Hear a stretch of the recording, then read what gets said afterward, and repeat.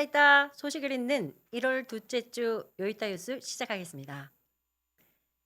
포스코가 우리 돈 약 1조 원 규모의 글로벌 채권을 성공적으로 발행하며 새해 우리 기업의 외화 조달에 기분 좋은 물꼬를 텄습니다.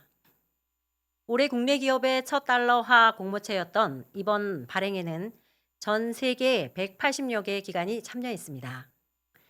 공모액의 무려 9배가 넘는 66억 달러의 주문이 몰리는 흥행을 기록했습니다.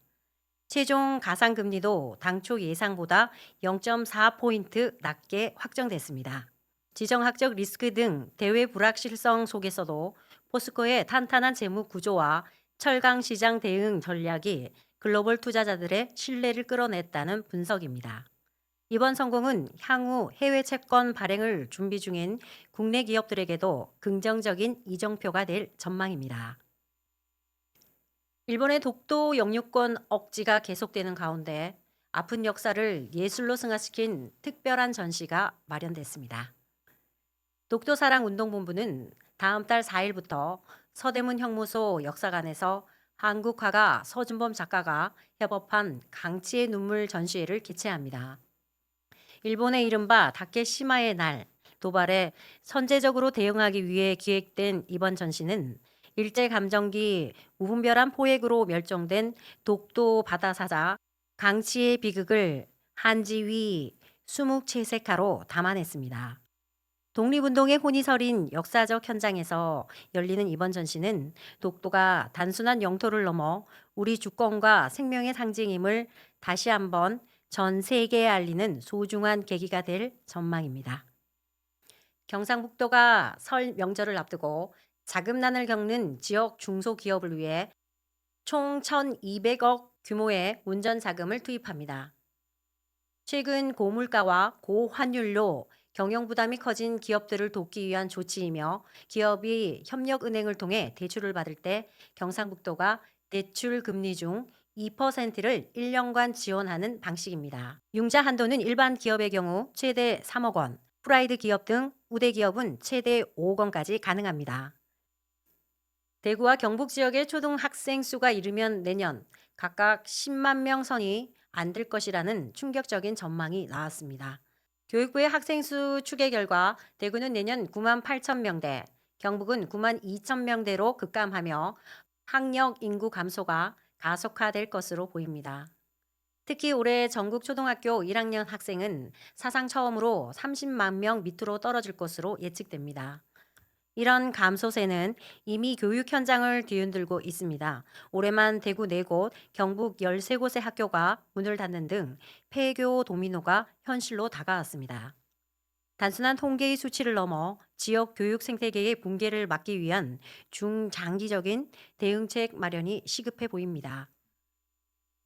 지난해 대구 국제공항의 국제선 이용객 수가 국내 주요 공항 중 최하위를 기록하며 전국에서 유일하게 코로나 이전 수준을 회복하지 못한 것으로 나타났습니다.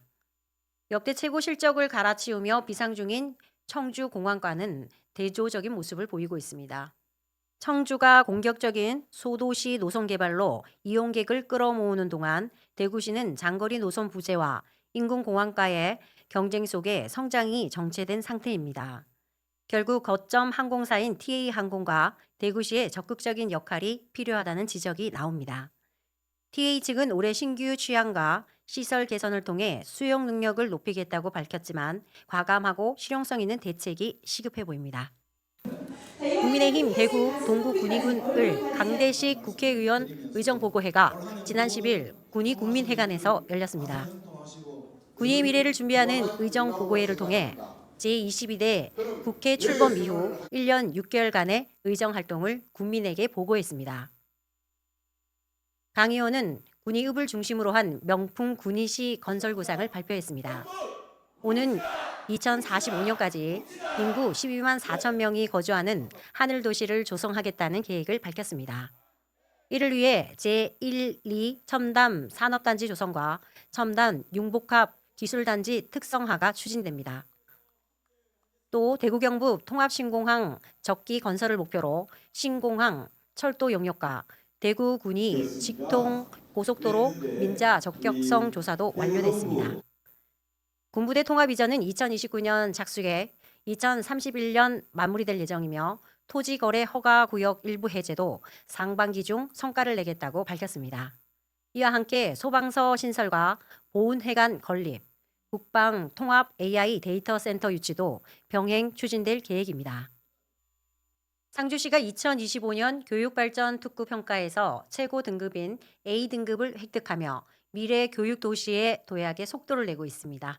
이번 평가로 사업의 지속성을 확보한 상주시는 돌봄과 교육, 그리고 취업까지 하나로 있는 상주형 교육 모델 확산에 나섰습니다.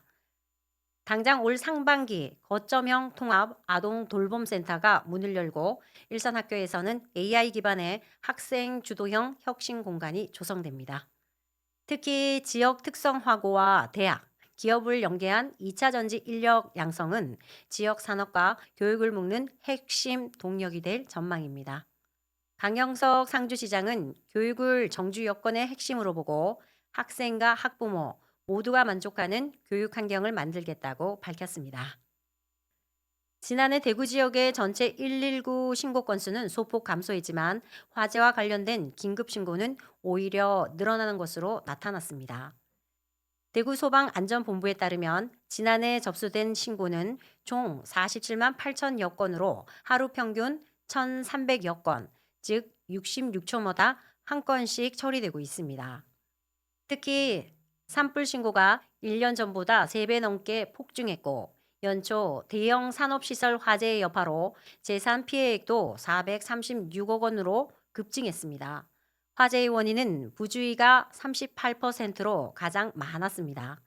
소방당국은 긴급신고의 연결 지연을 막기 위해 단순 문의나 반복 상담은 자제하고 신고 시에는 침착하게 정확한 위치를 설명해 달라고 당부했습니다. 인구 소멸 위기를 막기 위해 전국 7개 군에서 농어촌 기본소득 시범 사업이 시작됐습니다.